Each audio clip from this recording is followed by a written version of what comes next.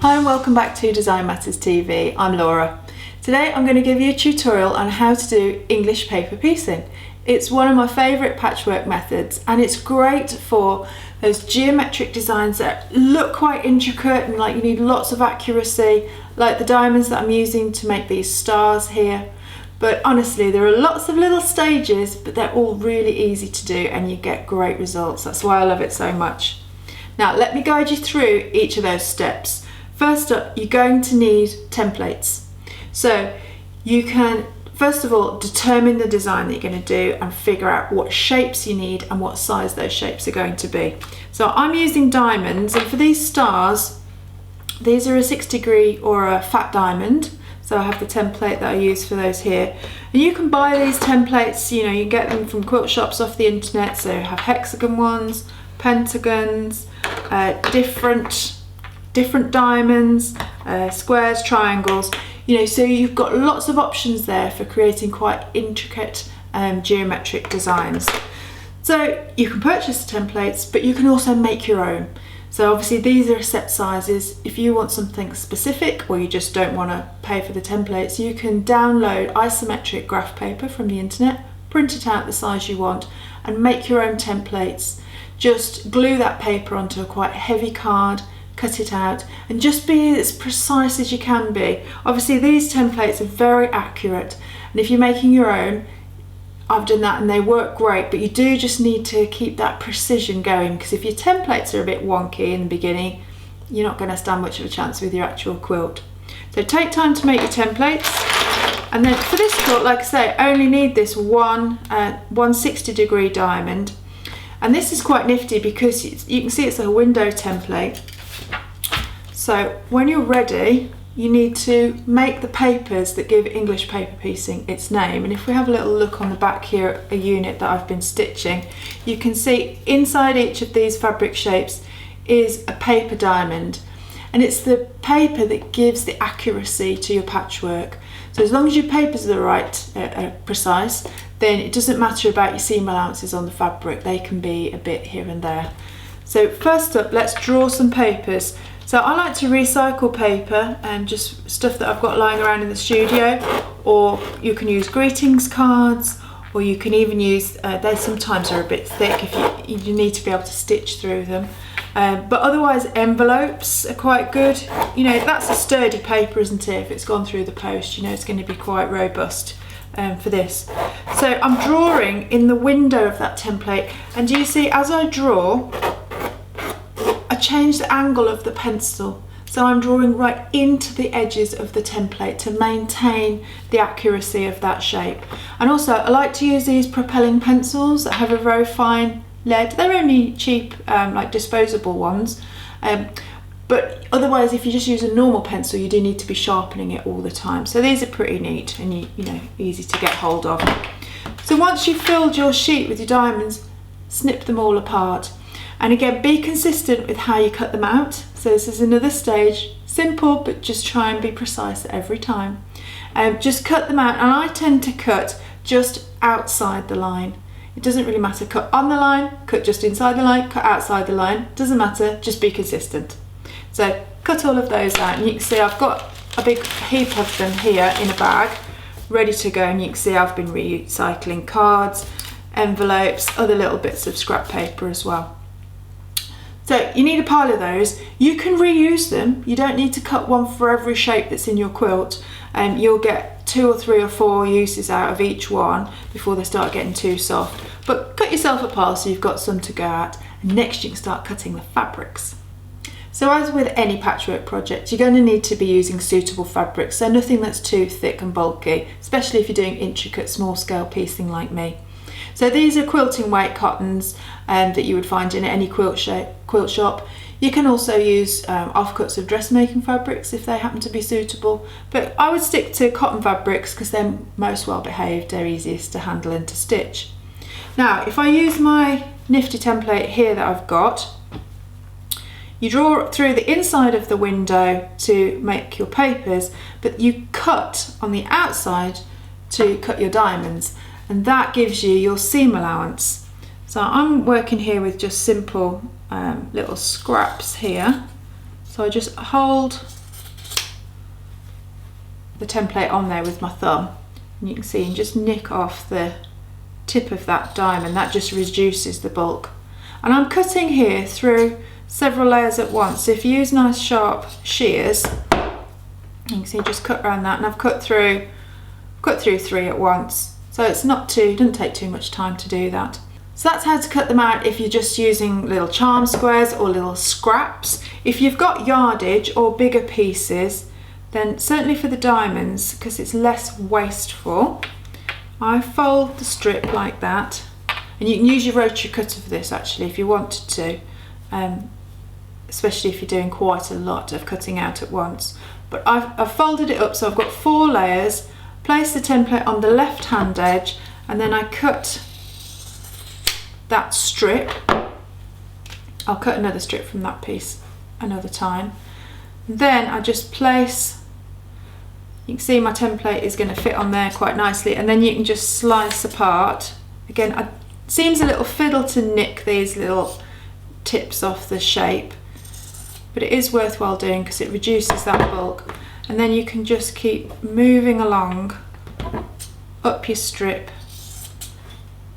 And apart from your start and stop, the only waste that you'll have off the strip are these tiny little bits there, so it's really economical way to cut out. So there's you're starting off your preparation steps really, so getting your papers cut, getting your fabrics cut. And the next stage is to tack your fabrics to those paper shapes. So let's just take one of those. I'll use this bright one, hopefully you'll be able to see, and I'll need my thimble. Now you can use any thread to tack. It doesn't matter if it's cotton or if it's poly or whatever it is, but what I would say is use a thread colour that contrasts with your fabric, just because it's easier to spot it and make sure that you've removed all of the tackings.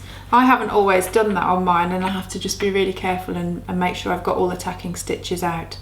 So what we do is we place the paper shape within the fabric one and fold the edge over and stitch through that paper. Now I don't bother with doing a knot, that's too much faff, we want it to be quicker. So I just stitch over the top, and then I turn the shape round and fold the next side over. And you're folding it so that it's snug to the paper shape, because it's that paper shape that's defining the accuracy of the project. So you don't want it to be loose, but you don't want it to be too tight either. So it's just a happy medium. And you can see just tacking through. You only need to do a couple of stitches on each side, but that's an important one to take, where you're really anchoring the tip of that diamond. And then when you get back to where you started, just use your thumb to poke that seam allowance under, fold the top down. I hold it with my thumb, come up, and then go back through that again, taking my needle through all of those layers on a corner. And then to finish off, I just come back up on that side, and that's going to be enough. Again, no need for a knot or anything. Snip that off, and we've got a nice basted shape there. And the tacking stitches at this stage, they do look really ugly, but you have such fun taking them out, and it all looks so much neater and more tidy as soon as they get whipped out at a later stage. It's quite rewarding to be able to do that. So baste as many of those as you want to in one session, and then you can begin to stitch them together. So this is partly why I like English paper piecing, because you've got these very defined stages. You can have half an hour cutting out papers, half an hour cutting out fabric, and then sit a while and tack them, sit a while and piece them together. You can keep changing what you're doing so it doesn't get boring. Right, when you're ready to sew some together, and with my design, as you can see here, I need 6 of these fat diamonds to form the star. So let's grab 6, here we go. And you place them right sides together, and you line up the edge that you're going to sew. And what's quite important is to choose a suitable thread. So when you can tack with anything, but you really need to do your piecing stitching with a thread that's suitable for your project. So when I say suitable, I mean colour wise. So I'm using this, it's an Era Quilt by Madeira, which is a polyester thread. It's quite a fine thread, and it's also a really good red with most of the fabrics that I'm using. So the stitches, we're going to try and make them small, and if the thread colour matches to the fabric as close as possible, then those stitches will really disappear really quite well. Always go for a slightly darker thread if you've got a choice, because a lighter thread will be more visible, whereas a darker one will sink into the seam a little bit. So I tend to start by taking a stitch part way in. Here's where I'm going to start the seam. I'm going to sew down here, but I start from part way in and I take the needle through, and I'm not going through the paper, I'm just catching the fabric from either side, from either shape, and I just stitch over myself there, and you can see there's my thread end. That points up to this point where I start now at the end of the shape, and I'll just stitch over that end. So that's anchored it, that's nice and secure, that's not going to come undone now. And we stitch back over where our starting point was. I find that works just great, and you again don't need to worry about knots or doing loads and loads of stitches over in one place that are just going to show. Just do a couple of stitches up to the end and then backtrack over. And we're just doing this over sewing all the way down, so again not catching the paper, just catching a few threads on either side of the fabric. And this is where, when you've done your tacking, you don't want it to be too loose or too tight. If it's too tight, it makes hard work of just catching the fabric. If it's too loose, it won't be accurate. So we come all the way down, just these little dog ears, just fold them out of the way. And again, when you're cutting your thread, don't cut your thread too long. If you have a reasonably shorter thread, then it makes this whole little sewing process here quicker, because the action is quicker of it going through. I think people think that hand piecing is really slow to do, but you will find that you get pretty quick at this. So there's our very first seam sewn, and that is it. That is the process of doing English paper piecing. You just tack those shapes, right sides together, over sew a seam, and that's it. And you can see the stitching there is pretty invisible. Now I carry on now with this specific design. I'm put 3 diamonds together, so I will just go ahead and do that now. I don't need to finish off the thread and restart it.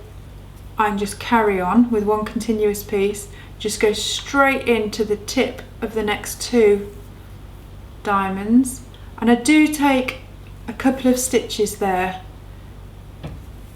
just for a little bit of strength in the piecing.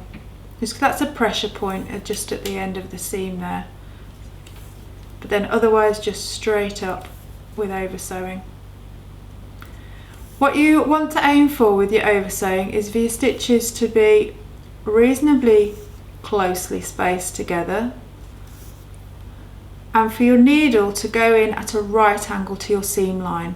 So can you see that? My needle is perpendicular to the seam. It's not going in like this. Can you see that? That makes a much more obvious stitch. You're travelling in a diagonal, so you imagine your thread is going diagonally each time, but your needle is coming back to you always at a right angle to the seam, and that will make for the most invisible stitches.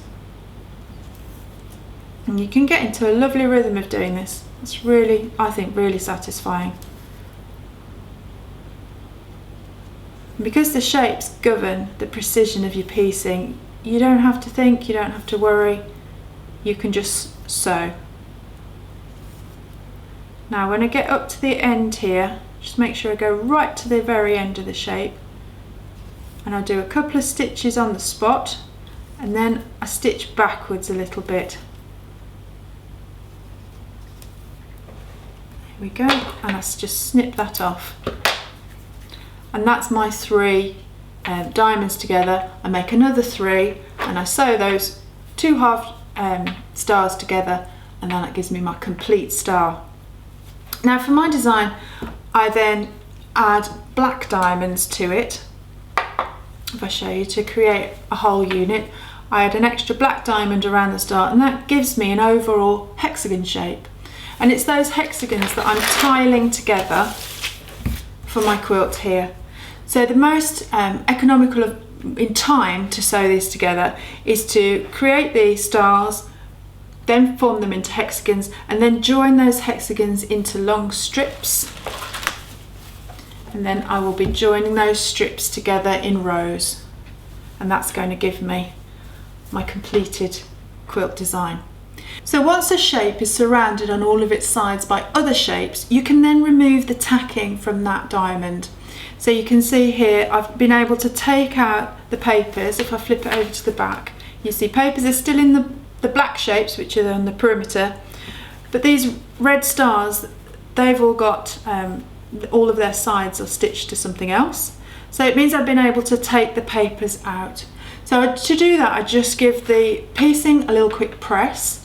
And what is so satisfying on the back here, if I just show you this, is how the seam allowances sit so neatly on the reverse here. They just rotate like a little flower on the back. So you give them a little press, and they should sit really nicely, so the bulk's nice and distributed well. Give that a press, and then from the front, snip out your tacking stitches, and I just hook them out with the tip of my scissor, or just pinch them out, and then pop your papers out, and you can then reuse your papers, retack them with more fabrics for your project, and use them again. And I do think it looks lovely once you start being able to take your tacking out and get a little bit of an area all joined together. It looks really good. So I hope you find that tutorial on English paper piecing useful, and that you'll perhaps give this technique a try. Love to see you back here again soon. Bye for now.